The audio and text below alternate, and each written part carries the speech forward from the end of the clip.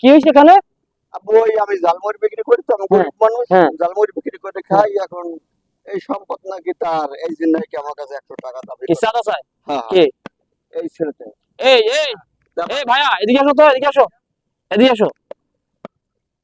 আর আমার কি করতে পারবো? দাদা, আপনার টাকা দিছেন? না বু, দেইনি, আমি বলছি তো দেবো। এই, দেবো। হ্যাঁ, তুমি এখানে কিসের টাকা চাইতেছো? কেন? তুমি ওনার জালমুড়ি ঠিক আছে, তুমি জালমুড়ি খাইছো ভাইয়া, তুমি টাকা দিয়ে দাও। এখানে তুমি কিসের টাকা দিতেছো? জালমুড়ি খাই দিলে আমার টাকা দিতে হবে? অবশ্যই। তুমি টাকা দিবে না? তোমাকে মুক্ত। আপনি আমার চিনেন ভাইয়া? তোমাকে চিনো না, তুমি আমাকে চিনো, এটা বলো।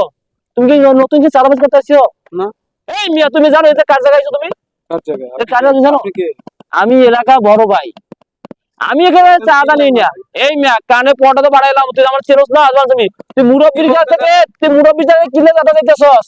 উনি ব্যবসা করতে, তোর যদি আমি এলাকা বিরা দেই বেটা, তোরে পিঠে থাপড়াইয়া আমি নালা ফেলাইম। আপনি সবুজ ভাই? না, চাঁদা চাইতেছ এখান থেকে, তো বড় স্বার্থ কমলা বেটা। আচ্ছা ভাই, আপনি যা। সবুজ ভাই না? হ্যাঁ, আমি সবুজ ভাই। আরে ভাই, আমার ভুল হয়ে গেছে ভাই। কখন জান দেখি না, ওকে ওর টাকা আমি দিয়ে দিতেছি। কোন সময় এভাবে এলাকার কোন সন্ত্রাসী চাঁদাবাজ চলবে না। উন্মুক্ত বাংলাদেশ, উন্মুক্ত বাংলাদেশ থাকবে, ঠিক আছে? এখানে আর কখন জান দেখি না। যাও, হ্যাঁ যাও, না যাও, যাও। আচ্ছা ভাইয়া। কাকা, আপনি কাউকে চাঁদা দেবেন না। ঠিক আছে। আমাদের বাংলাদেশ চাঁদা মুক্ত, আমরা কাউকে চাঁদা দিয়ে আমরা চলি না। এখানে যদি কেউ চাঁদা নিতে আসে, কাউকে চাঁদা আপনি দিবেন না।